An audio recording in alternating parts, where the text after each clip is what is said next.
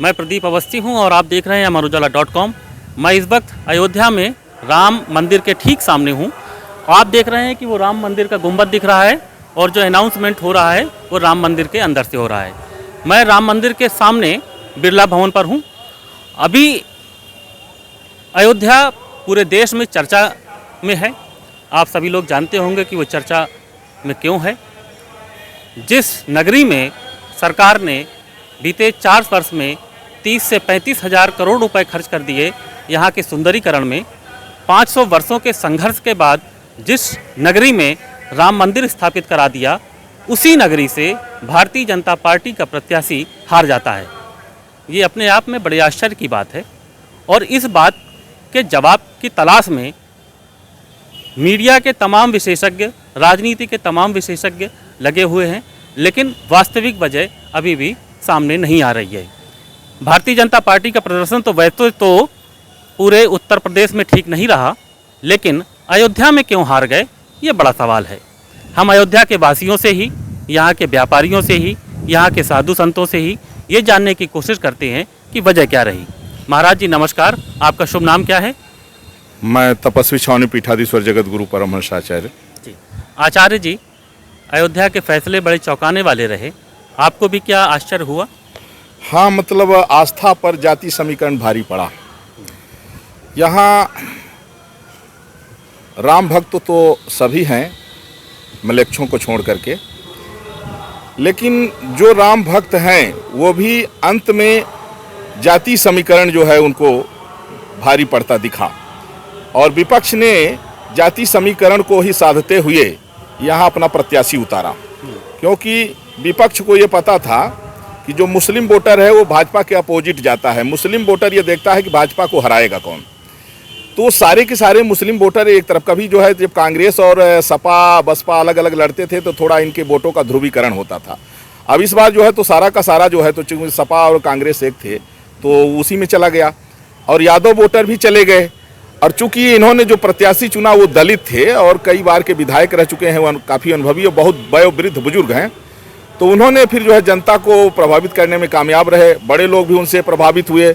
अब उन्होंने कहा मेरा नाम अवधेश प्रसाद है तो मुझे प्रसाद मिलना चाहिए, तो इसके कारण भी लोग जो है कुछ झुके। तो ये यहाँ की सीट हारने का एक कारण है। देखिए, आज जो मुसलमान है वो तो भाजपा के अपोजिट में है, लेकिन हिंदू जो है कुछ कांग्रेस में है, कुछ सपा में है, कुछ बसपा में है, कुछ भाजपा में है। तो जो हिंदू जिसमें जुड़ा है वो राम जी का दर्शन करेगा, पूजा करेगा, लेकिन वो पार्टी के प्रति जो है। ठीक बात है। महाराज जी, इस अयोध्या शहर में, ज़िले में रहने वाले जितने भी नागरिक हैं, वो दलित हों, यादव हों, ब्राह्मण हों, ठाकुर हों, लेकिन वो हैं तो राम जी के भक्त ही, राम जी की नगरी के रहने वाले हैं। जो यहाँ का विकास हुआ वो किसी ब्राह्मण, ठाकुर, यादव या दलित के लिए नहीं हुआ था। इन सड़कों पर, यहाँ के भव्य चौराहों पर, यहाँ के राम मंदिर, भव्य मंदिर में, यहाँ तो राम जी सभी के लिए हैं। तो आस्था पर क्या जाति भारी पड़ गई? बिल्कुल, आस्था पर जाति भारी पड़ा, ये बिल्कुल स्पष्ट रहा। राम भक्त तो सब हैं, लेकिन कुछ इसमें ऐसे, देखिए 40% लोग ऐसे हैं कि वो इस बात को समझते हैं, बाकी लोग इस बात को नहीं समझते हैं। उनको ये लगता है हमारा जाति का प्रत्याशी है तो हम उधर ही जाएंगे, और राम भक्त हैं फिर भी उधर जा रहे हैं। और कुछ लोग सोचते हैं हम कांग्रेस से जुड़े हैं, तो इस तरह से जाति समीकरण कुछ पार्टी में डिवाइड होने के कारण, और कुछ चूँकि हमारे जो प्रत्याशी थे वो कई बार से थे तो थोड़ा कुछ लोग उनसे हल्का नाखुश थे, तो कुछ निजी व्यवहार के कारण भी उनसे लोग कटे। हल्का नाखुश थे कि ज़्यादा नाखुश थे? ज़्यादा नाखुश होते तो 5 लाख वोट न पाते। 5 लाख वोट पाए वो, अगर किसी दूसरे को जो अगर मिला होता यहाँ से टिकट तो हारता ना। ठीक बात है। अब हम बातचीत का क्रम आगे बढ़ाते हैं। एक महात्मा जी हमारे सामने हैं। महात्मा जी, आपका शुभ नाम क्या है? रमेश दास जी। रमेश दास जी, आचार्य जी का कहना है कि भारतीय जनता पार्टी के प्रत्याशी लल्लू सिंह से यहाँ के नागरिक खुश नहीं थे, इस वजह से हार की वजह बनी। क्या यही वजह है या और भी कुछ कारण है? भारतीय जनता पार्टी के प्रत्याशी के जो भी मत मिला है वो राम भक्तों का आशीर्वाद उनको सदैव मिलते आया है, मिलते रहेगा। माननीय लल्लू सिंह जी जिस तरह से चुनाव लड़ते थे उस तरह से कहीं न कहीं मेहनत कम किए हों, लेकिन माननीय लल्लू सिंह एक ईमानदार प्रत्याशी है। लल्लू सिंह को अभी पूरे देश में कहीं आरोप नहीं है, न चोर न छिनार, किसी तरह का कुछ व्यक्ति को ईमानदार प्रत्याशी माना जाता है। लल्लू सिंह ने किसी का अनहित नहीं किया है, हर हमेशा हित की काम किया है। 5 साल वो सांसद विधायक भी रहे, 2 साल सांसद भी रहे, अभी उन्होंने किसी का अनहित नहीं किया है। जी। पूरे देश में जो है ये संदेश गया है, चुनाव हारना बहुत दयनीय है। माननीय लल्लू सिंह ने किसी के बिगाड़ा नहीं था, और राम भक्तों ने जो आशीर्वाद दिया है बहुत दिया है, समझे कि नहीं, आगे वो सुधार लाया जाएगा। ठीक बात है। सवाल यही था जो आप कह रहे हैं कि इतने गुणों से भरपूर प्रत्याशी और पिछले 4-5 वर्षों से अयोध्या में जो विकास कार्य हो रहे हैं, इन सब चीज़ों को मिला दें और दूसरे पड़ले में हम ये देखें कि सपा प्रत्याशी के पक्ष में लल्लू सिंह से ज़्यादा वोट चले गए, यही वजह की तलाश करने हम आपके पास आए हैं। तो वजह बताइए क्या रही?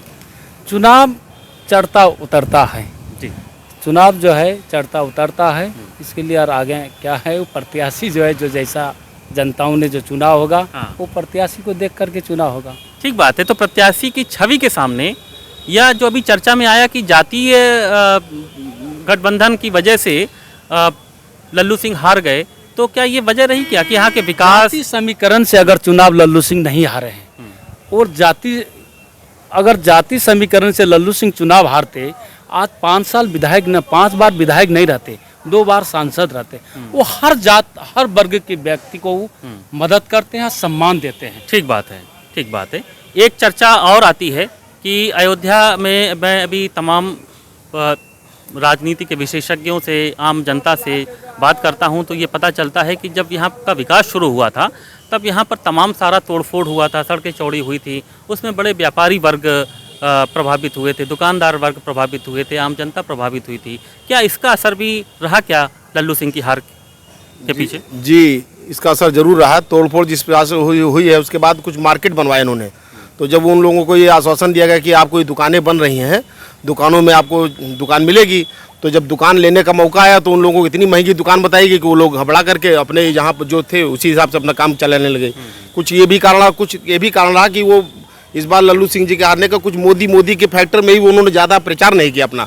ये बात ठीक है, मोदी उन्होंने सोचा कि शायद अब भी मोदी चलेगा, मोदी के नाम पर ही हमको जीत लेना है, तो ऐसा कुछ फैक्टर चला नहीं, इसलिए थोड़ा पब्लिक में आए भी कम। और बाकी लल्लू सिंह ये अच्छे आदमी है, ऐसा नहीं है जी। सांसद ये महत्वपूर्ण बात सामने आई कि मोदी की वजह से प्रत्याशी इतने आराम से हो गए, उनको लगा कि मोदी के नाम पर हम इस बार तीसरी बार भी जीत जाएंगे, और वो जनता ने पसंद नहीं किया कि आप तीसरी बार भी हम आपको सिर्फ मोदी के नाम पर जिताएं। श्रीमान जी, आपका शुभ नाम क्या है? नंद कुमार गुप्ता। जी गुप्ता जी, क्या करते हैं आप? हमारा व्यवसाय है झंडे का, धार्मिक झंडों का। जी, ये जो चर्चा चल रही है कि यहाँ का व्यवसाय प्रभावित हुआ है, ये सही है कि गलत है? ये व्यवसाय तो डेवलप हुआ है जी। व्यवसाय प्रभावित नहीं, व्यवसाय डेवलप हुआ है।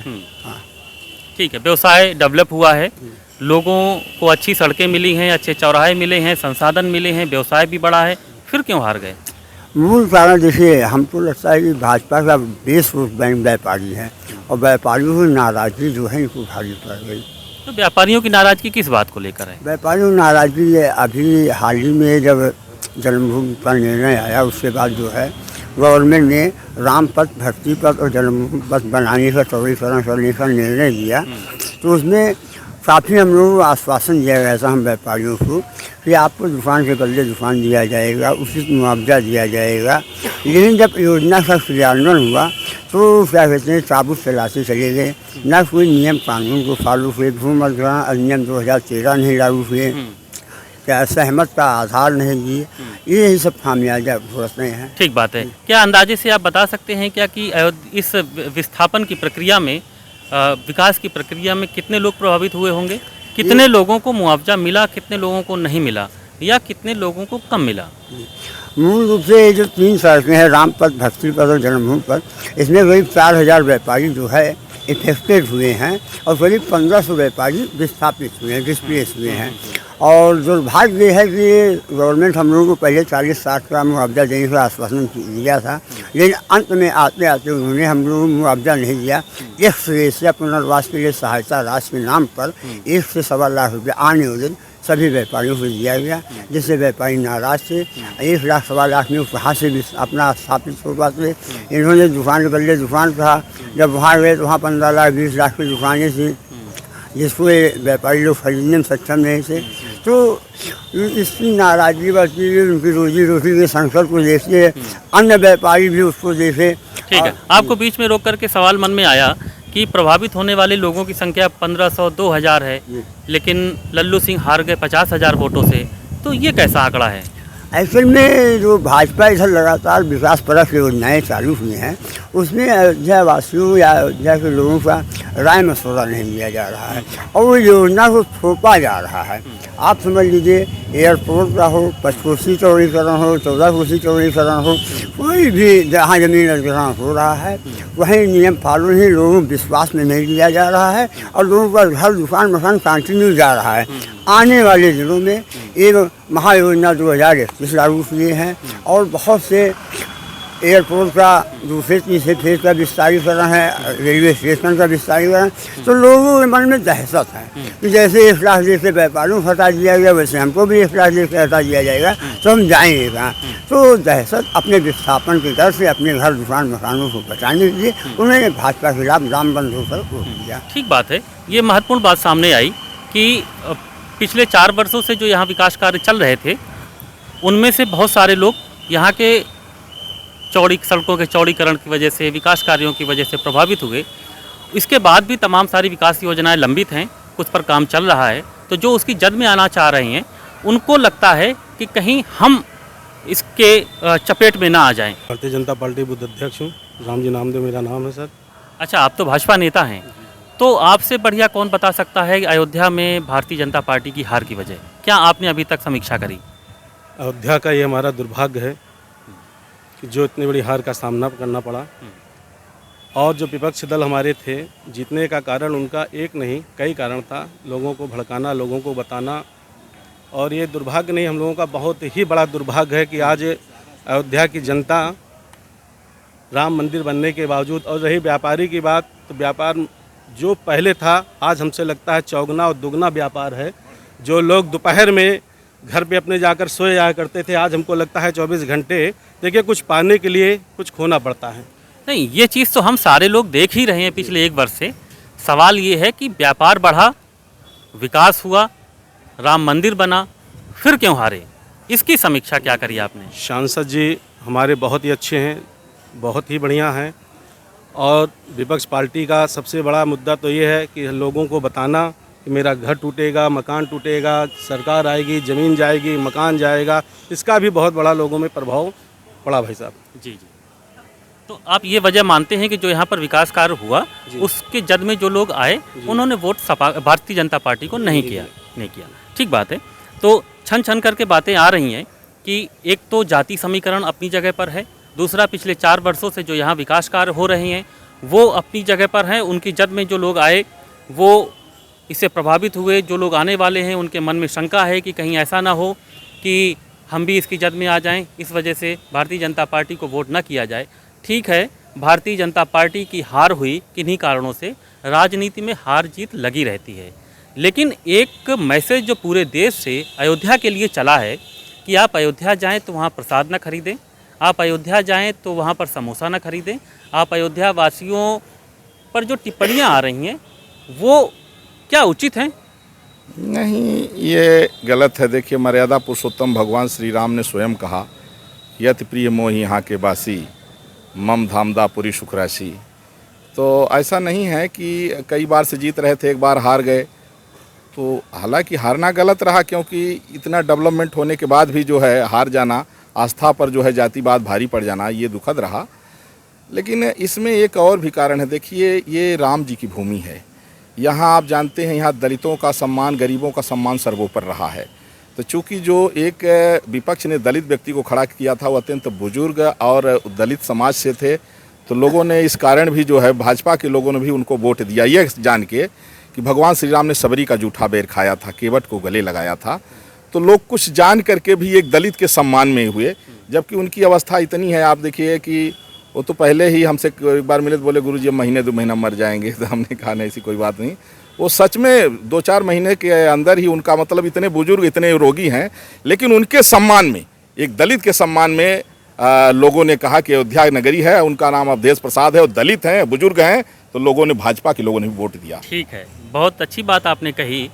उन्हीं अवधेश प्रसाद ने एक नारा दिया है, अयोध्या न काशी, अब की अवधेश पासी। तभी तो आप क्या नहीं चाहते कि अयोध्या काशी के बाद मथुरा उस क्रम में आए? देखिए, बाबा विश्वनाथ जो नंदी तपस्या कर रहे हैं, भाजपा ने एक संकल्प किया था अयोध्या मथुरा विश्वनाथ तीनों लेंगे एक साथ, तो ये तो उनका घोषणा पत्र में है और ये होगा।